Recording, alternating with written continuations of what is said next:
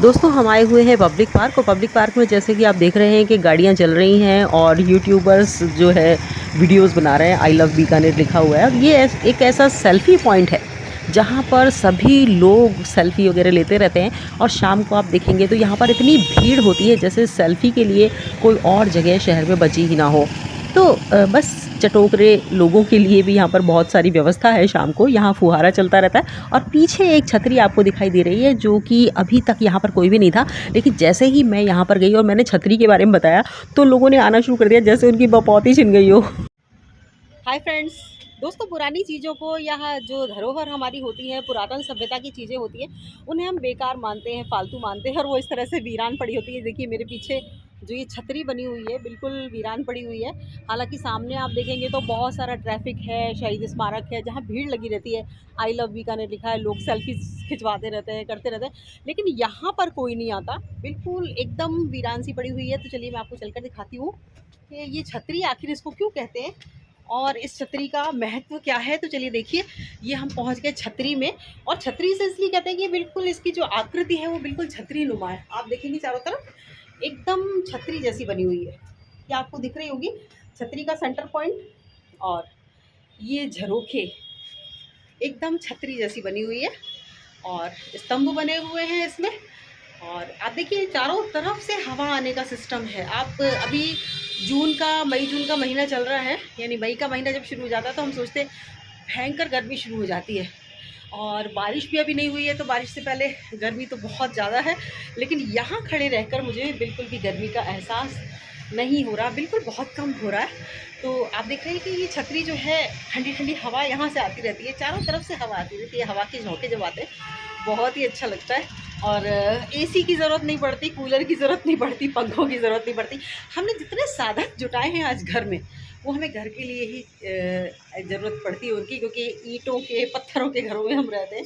और जो ये नॉर्मली हमें हमारे राजा महाराजा दे गए हैं, या जो पुराने लोग थे जिन्होंने इतनी बड़े बड़े महल बनवाए, बिल्डिंग्स बनवाई, और ख़ास तौर पर इनकी खासियत क्या है, वो ये है कि वो पत्थरों की बनी हुई है। देखिए पूरी पत्थरों की बनी हुई है, जालियाँ भी पत्थरों की है। हमारे घर में जब मकानों में जालियाँ होती थी पत्थर की, तो हम उन्हें हटवा देते थे और हटवा कर उसमें लोहे की जाली लगवा लेते थे, जो बार बार ख़राब हो जाती है, उस पर पेंट करते रहते हैं। तो आप देखिए कि अगर इस तरह की जाली होती तो उसमें वास्तु के हिसाब से इस तरह से सेटिंग होती है कि इन जालियों से ठंडी ठंडी हवा आती है। अगर बाहर लू भी जल रही है, गर्म हवा भी है, तो भी इसमें से ठंडी ठंडी हवा आपको मिलेगी। तो ये बहुत ही अच्छी जगह है। आप दोपहर में अगर चाहें तो यहाँ आके बैठ सकते हैं, क्योंकि यहाँ कोई नहीं आता अभी। और ये देखिए जाली मैं आपको पूरी दिखा देती हूँ छतरी। और ये देखिए ये इसकी यहाँ पे सीढ़ियाँ हैं, तो 2 सीढ़ियाँ यहाँ पर दी हुई हैं और बड़ी मजबूत तरीके से बनाई हुई है। और ऊपर जो ये बनाया हुआ है, इसमें जो गारे वगैरह का इस्तेमाल करते हैं, उसमें चूने का इस्तेमाल किया जाता है। तो चूने के इस्तेमाल से ये जगह बहुत ठंडी रहती है। आप चाहे महल देख लीजिए, वहाँ पर भी ठंड का एक सिस्टम होता है गर्मियों में, किस तरह से हवा के आने जाने का रहेगा। हवा महल भी इसी तर्ज पर बना हुआ है कि गर्मियों में गर्मी ना लगे और हवा के आने जाने का सिस्टम बना रहे। तो इस तरह की छतरियाँ आपके शहर में भी होंगी, और बीकानेर शहर में तो है ही जगह जगह पर।